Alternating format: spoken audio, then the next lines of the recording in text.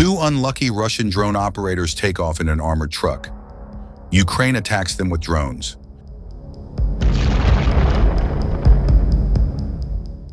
A surveillance drone, a high-mobility artillery rocket system, and at least two attack drones, in a coordinated effort to track and attack a two-man Russian drone team.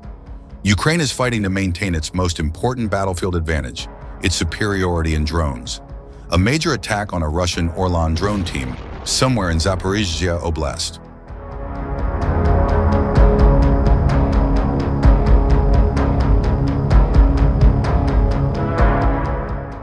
A recent southern Ukraine incident began with a Ukrainian Shark surveillance drone patrolling a snowy dirt road somewhere on the Russian side of the front line in the Oblast. The drone spotted a civilian-style truck and followed it. After losing more than 15,000 purpose-built military vehicles, Russian forces are increasingly traveling and even attacking in civilian cars, trucks, and vans.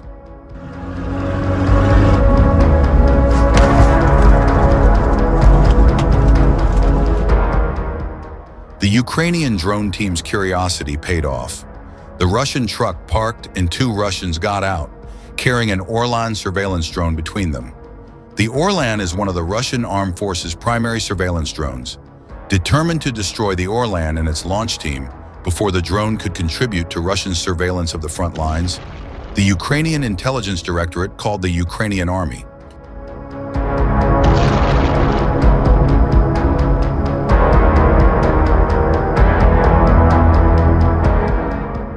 Responding quickly, note that the Orlan team was still preparing its drone for launch. The HIMARS fired what appeared to be an M30 rocket from dozens of miles away. The cheerful cluster munition, as the Intelligence Directorate described it, exploded over the Russian drone team, showering the ground below with deadly shrapnel.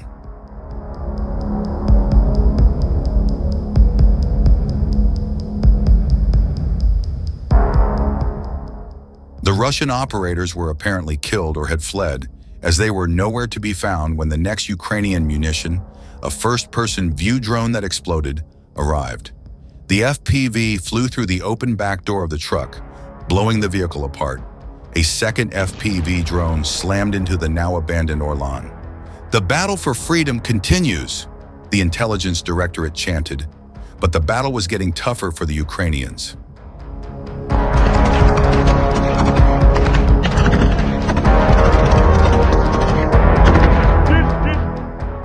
Desperate to match Ukraine's versatile, all-out drones but struggling to overcome Ukrainian radio jamming, Russian forces are increasingly deploying fiber-optic drones, controlled by long, thin cables rather than radio, that cannot be jammed. To pressure the Russian drone teams and maintain their drone advantage, Ukraine is doubling down on a strategy the U.S. military pioneered in its campaigns against insurgent bomb makers in Iraq and Afghanistan more than a decade ago.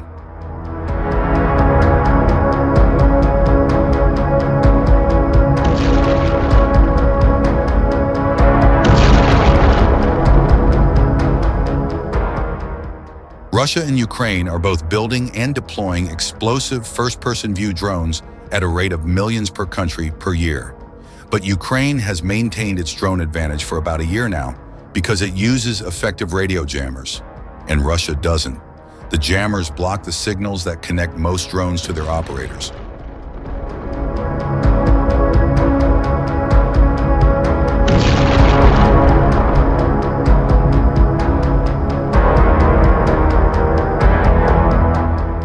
Most, but not all. There's another class of FPV drone that doesn't even need radios. Instead, these drones send and receive data over miles of millimeter-thick fiber-optic cable. Whichever country can deploy the best and fastest, fiber-optic drones should have an advantage as Russia's broader war against Ukraine enters its fourth year.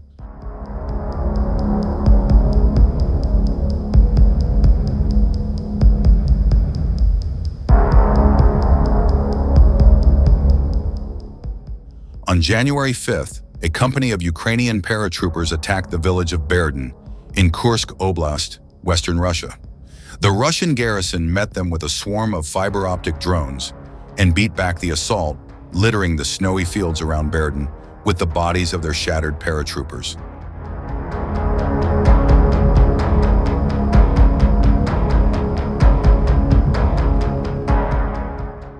Ukraine's Unmanned Systems Force, the world's first independent drone branch, is scrambling to develop countermeasures to fiber optic FPVs and, so far, is using a way to detect the fibers that fall out of the air and trace them back to their operators, and then bomb them. Meanwhile, the USF is moving quickly to catch up and, it hopes, surpass Russian fiber optic drone technology.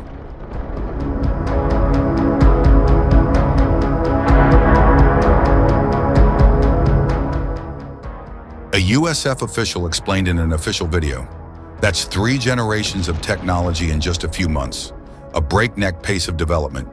Each FPV drone has 3 essential components in addition to the basic airframe, motor, and propeller: a warhead, a battery, and a large container for a spool of thin fiber optic cable that might be 13 miles long."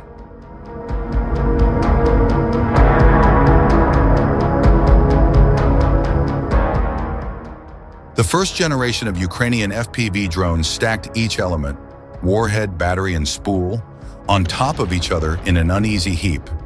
It's clear that the stack isn't very aerodynamic.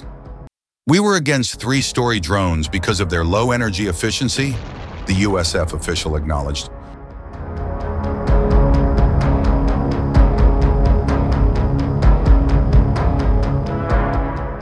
The next 2 generations of drones combined the elements.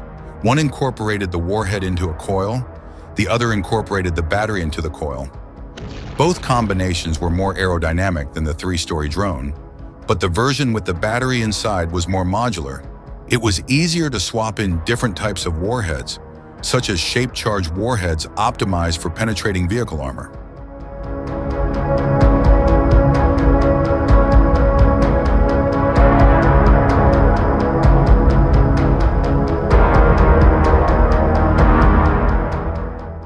It's worth noting that Russia has also decided to go with a 2-story fiber optic drone model. At best, Ukraine has matched the basic Russian design. Now, Ukraine must surpass Russia in terms of quantity and quality of fiber optic drones, the USF official said.